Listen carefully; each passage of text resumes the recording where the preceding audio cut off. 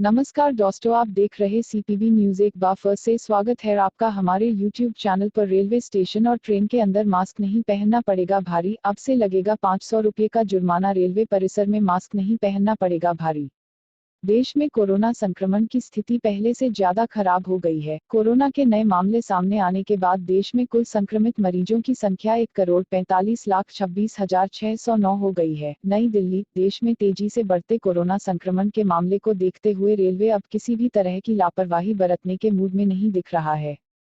देश में कोरोना की दूसरी लहर को देखते हुए लोगों को लगातार कोरोना गाइडलाइन का पालन करने की सलाह दी जा रही है। कोरोना के बढ़ते आंकड़ों को देखते हुए रेल मंत्रालय ने अब रेलवे स्टेशन और ट्रेन के अंदर मास्क न लगाने वालों पर सख्ती करने का फैसला किया है। रेल मंत्रालय की ओर से साफ किया गया है कि रेलवे स्टेशन परिसर के अंदर और रेल में यात्रा के दौरान अगर कोई भी यात्री बिना मास्क के पाया जाता है तो उस पर 500 रुपये जुर्माना लगाया जाएगा।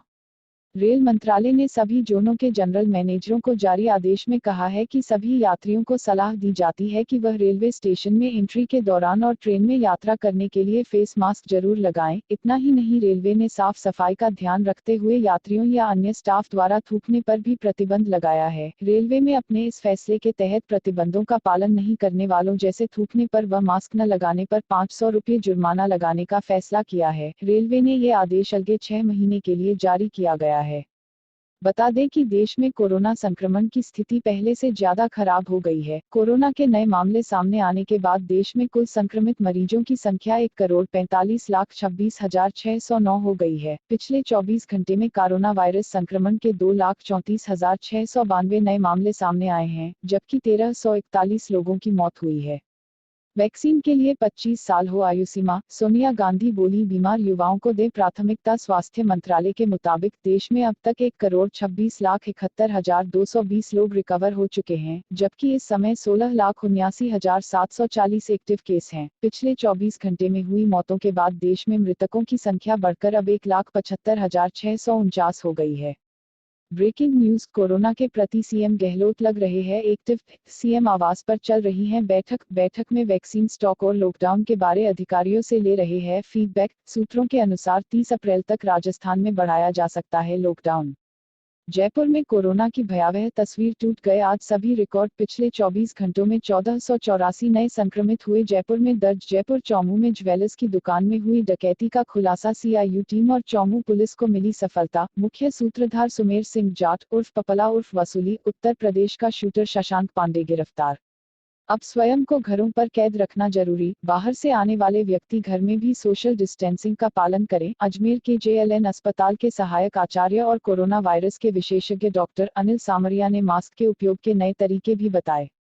17 अप्रैल को अजमेर में भी पूरी तरह लॉकडाउन रहा। जिला कलेक्टर प्रकाश राजपुरोहित और पुलिस अधीक्षक जगदीश चंद्र शर्मा ने बाजारों का दौरा कर लॉकडाउन का जायजा लिया। हालांकि सड़कों पर कुछ लोगों का आवागमन रहा, लेकिन आमतौर पर लॉकडाउन को सफल माना जा सकता है। इसमें कोई दो राय नहीं कि देश भर में कोरोना वायरस तेजी से फैल रहा है। दूसरी लहर के प्रभाव का अंदाजा इसी से लगाया जा सकता है कि प्रतिदिन 2 लाख से ज्यादा व्यक्ति कोरोना संक्रमित हो रहे हैं। अजमेर से लेकर जयपुर, दिल्ली, लखनऊ, अहमदाबाद आदि शहरों के शमशान स्थल और कब्रिस्तान में शवों को जलाने या दफनाने के लिए लोगों को इंतजार करना पड़ रहा है। ऐसे भयावह माहौल के बीच ही मैंने कुछ महत्वपूर्ण मुद्दों पर अजमेर स्थित जेएलएन अस्पताल के सहायक आचार्य और पिछले 1 वर्ष से कोरोना संक्रमित मरीजों का इलाज करने वाले चिकित्सक अनिल सामरिया से बात की। डॉक्टर सामरिया ने कहा कि सरकार अपने स्तर पर इलाज के पर्याप्त इंतजाम कर रही है और लोगों की जान बचाने के लिए लॉकडाउन, कर्फ्यू जैसे कदम भी उठाए जा रहे हैं, लेकिन लोगों को स्वयं सतर्कता बरतने की जरूरत है। बुजुर्ग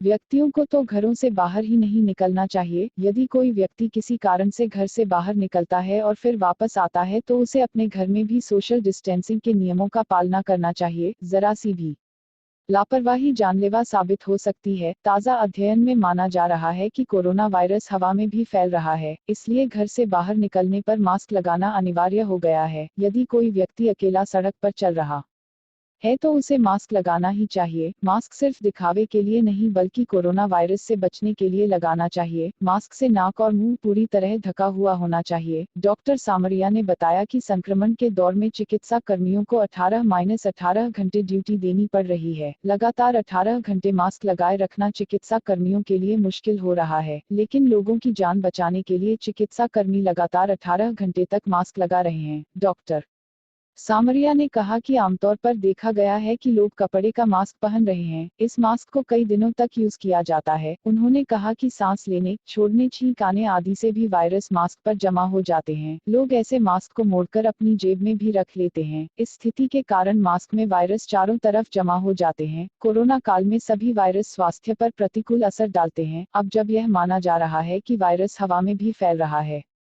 तो व्यक्ति को मास्क का एक बार ही उपयोग करना चाहिए। जो लोग कपड़े का मास्क का उपयोग कर रहे हैं, उन्हें अपना मास्क प्रतिदिन धोना चाहिए। अच्छा हो कि सर्जिकल मास्क का उपयोग सिर्फ एक बार किया जाए। चूंकि कोरोना वायरस तेजी से फैल रहा है, इसलिए वायरस की चेन को तोड़ना जरूरी है। चेन को तभी तोड़ा जा सकता है जब लोग अपने घरों में कैद